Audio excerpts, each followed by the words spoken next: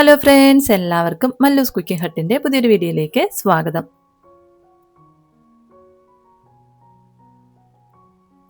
ഇന്നത്തെ വീഡിയോ എന്ന് പറയുന്നത് നമ്മുടെ ഓണം സീരീസിൻ്റെ ആദ്യത്തെ റെസിപ്പിയാണ് കായ വറുത്തത്.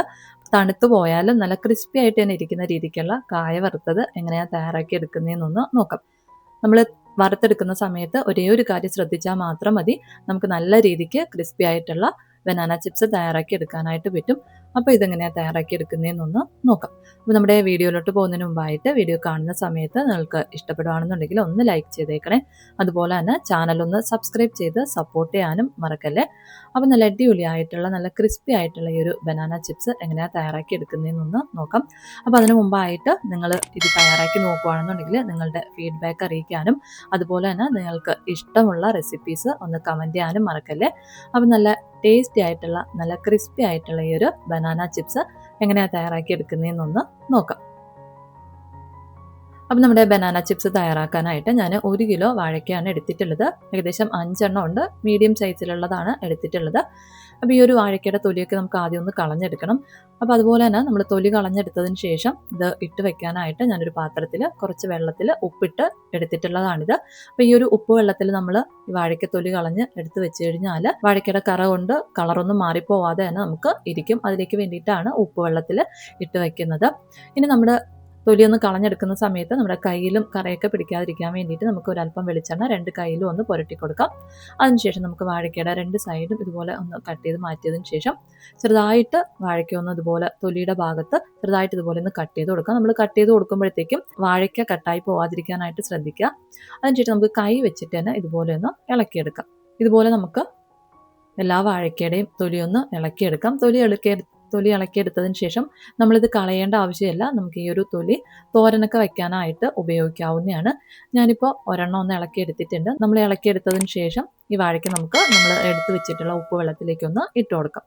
അപ്പോഴത്തേക്കും നമുക്ക് ഈ വാഴയ്ക്കയുടെ കളറൊന്നും മാറാതെ തന്നെ നമ്മൾ ഇളക്കിയെടുക്കുന്ന പോലെ തന്നെ ആ ഒരു കളറിൽ തന്നെ കിട്ടിക്കോളും. 5 വാഴയ്ക്കയും തൊലിയൊക്കെ ഒന്ന് കളഞ്ഞെടുത്തിട്ടുണ്ട്.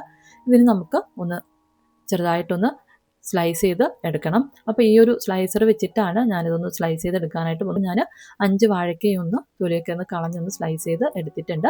ഇതിന് നമുക്കൊന്ന് ഫ്രൈ ചെയ്യാനായിട്ട് തുടങ്ങാം. അപ്പോൾ അതിന് മുമ്പായിട്ട് നമുക്ക് ഇതിലേക്ക് ഇടാൻ വേണ്ടിയിട്ടുള്ള ഉപ്പും മഞ്ഞൾപ്പൊടിയും ഒന്ന് കലക്കിയെടുക്കണം. അതിനായിട്ടൊരു ബൗളിലേക്ക് 2 ടീസ്പൂൺ അളവിൽ ഉപ്പ് ചേർത്ത് 1/2 ടീസ്പൂൺ മഞ്ഞൾപ്പൊടിയും കൂടെ ഒന്ന് ചേർത്തതിന് ശേഷം നന്നായിട്ടൊന്ന് മിക്സ് ചെയ്ത് ഒരല്പം വെള്ളം കൂടി ഒന്ന് ചേർത്തിട്ട് നന്നായിട്ടൊന്ന് കലക്കിയെടുക്കാം. ഒരു 1/4 കപ്പ് അളവിൽ വെള്ളം കൂടി ഒന്ന് ചേർത്ത് നന്നായിട്ടൊന്ന് ഇനി നമുക്ക് നമ്മുടെ ചിപ്സ് ഒന്ന് തയ്യാറാക്കാൻ വേണ്ടിയിട്ട് ഒരു പാനിലേക്ക് ആവശ്യത്തിനുള്ള എണ്ണയൊന്ന് ഒഴിച്ചു കൊടുക്കാം. ഇനി ഇതിലേക്ക് ഞാനൊരു അല്പം ഉപ്പൊന്ന് ആഡ് ചെയ്ത് കൊടുത്തിട്ടുണ്ട്. ഈ ഒരു ഉപ്പ് ആഡ് ചെയ്ത് കൊടുക്കുന്നത് എന്തിനാന്ന് വെച്ച് കഴിഞ്ഞാൽ നമ്മൾ വെള്ളത്തിൽ നിന്ന് എടുത്തിട്ടാണ് വാഴയ്ക്കൊന്ന് സ്ലൈസ് ചെയ്ത് എടുത്തിട്ടുള്ളത്.